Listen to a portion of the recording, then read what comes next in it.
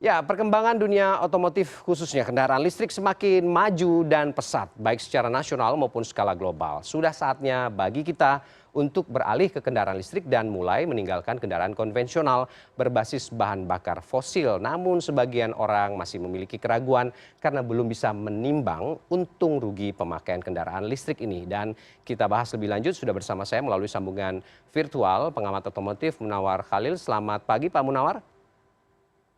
Selamat pagi, Mas Ferdi. Baik, terima kasih Pak Munawar sudah bergabung dengan kita. Tadi saya sudah coba untuk mengulas sedikit Pak Munawar bagaimana untung rugi jika kemudian mengoperasikan mobil listrik ini walaupun kita sudah menyadari di Indonesia, di Jakarta sendiri juga sudah ada beberapa begitu ya dan penjualannya semakin meningkat dari tahun ke tahun. Nah, pertanyaannya adalah seberapa siap sih sebenarnya apakah sudah siap atau belum kita memasuki era elektrifikasi ini? Kan sudah di depan mata ini Pak Munawar, silakan.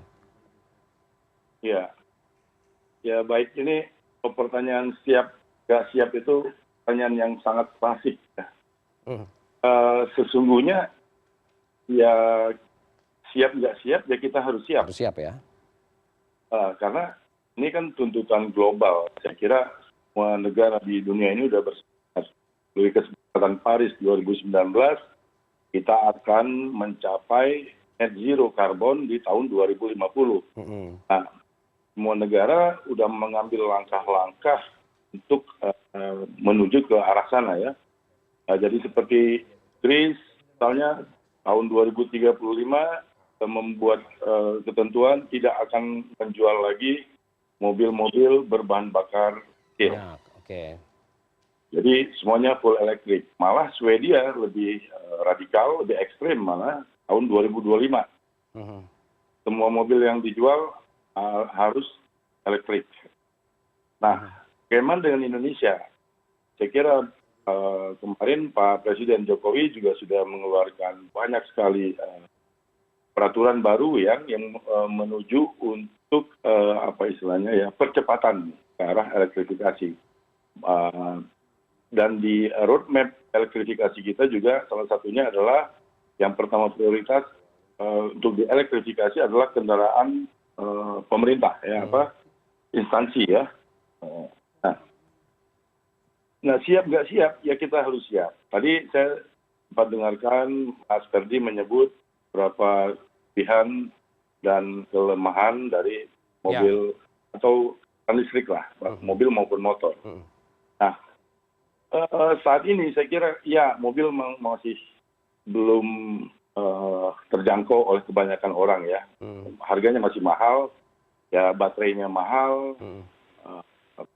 Tapi sebetulnya kita bisa lebih fokus untuk ke sepeda motor. Karena bagaimanapun di Indonesia, sepeda motor itu saya kira mencapai lebih dari 85% dari kendaraan pribadi ya, dibandingkan mobil gitu. Nah, dan kita menjual kendaraan sepeda motor ini per tahun itu bisa sampai saya kira 4 juta unit.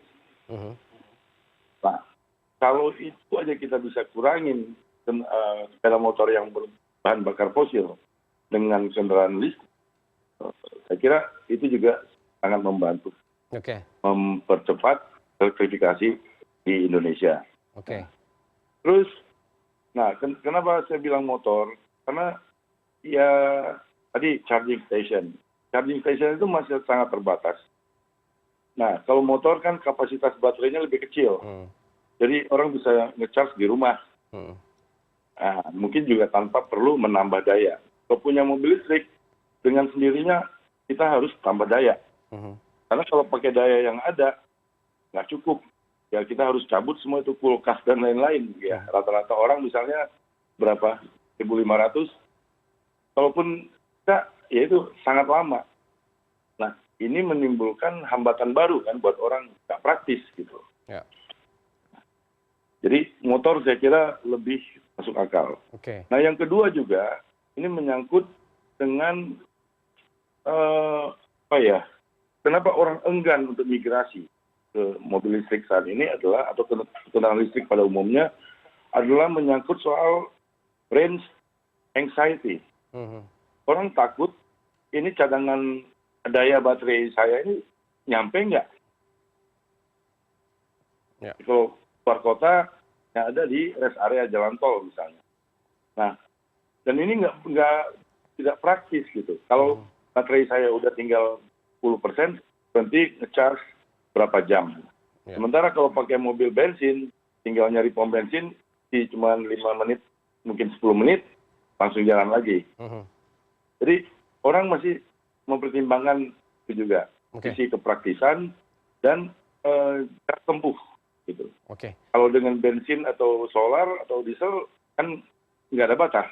Di setiap titik, setiap berapa kilometer kita ketemu pom bensin. Nah, tapi memang masyarakat harus didorong ke arah elektrifikasi ini. Jadi ini di sini peran pemerintah kan hanya memberi insentif menurut saya dengan pajak yang lebih murah, ganjil genap, yang lain dan lain-lain. Ya. Tapi juga bagaimana memaksa industri, dalam tanda petik memaksa ya Mas ya, dengan membuat aturan dan lain-lain, yang memaksa industri untuk satu, selain menjual kendaraan listrik, mereka juga berinvestasi di charging station. Gitu loh. Nah, dan bagaimana caranya bisa memproduksi mobil-mobil listrik yang lebih murah. Kemarin Wuling saya kira sudah memberi contoh yang baik. Di saat yang lain masih menjual dengan harga 800 sampai 900 juta, dia bisa kok menjual 300 juta, di bawah 300 juta malah. Nah, memang tempuhnya lebih pendek. Ya, mobilnya juga kecil. Tapi itu saya kira perusahaan yang berani.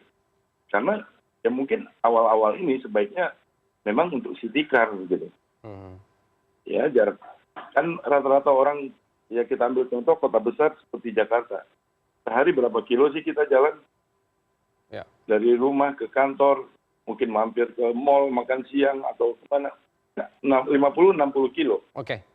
Jadi kalau dengan jarak tempuh 150 kilo untuk sekali pengisian daya, saya kira bisa untuk 3 hari kan. Nah, jadi itu yang saya bilang. Jadi karena caranya pemerintah juga harus bisa mendorong pabrikan untuk mulai memberikan kuota seperti di negara-negara lain. Misalnya dari secara bertahap ya, tahun depan misalnya 1% dari penjualan mereka wajib mobil listrik. Terus dinaikkan secara bertahap.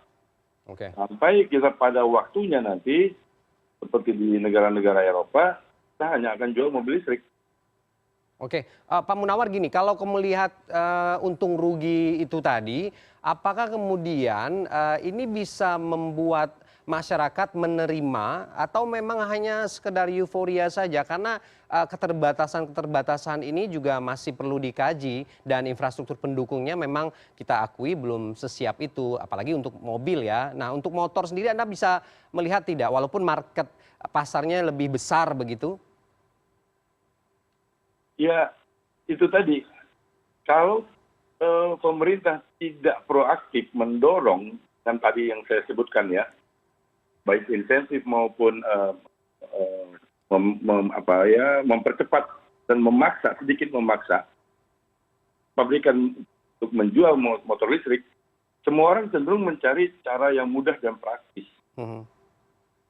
Ya, jadi memang untuk pindah ke sana itu memang sedikit harus dipaksa. Karena kalau dibiarkan orang bisa memilih dengan sendirinya, semua orang akan memilih cara yang praktis, yang bisa isi bensin saat, ya tidak takut kehabisan daya baterai gitu.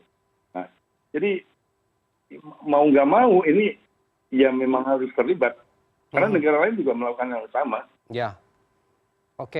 Kalau untuk negara begitu ya, apakah kemudian juga linier dengan berkurangnya devisa impor BBM kalau gencarnya untuk kemudian dipakai atau dianjurkan untuk penggunaan mobil listrik atau kendaraan listrik khususnya sepeda motor atau mobil ini?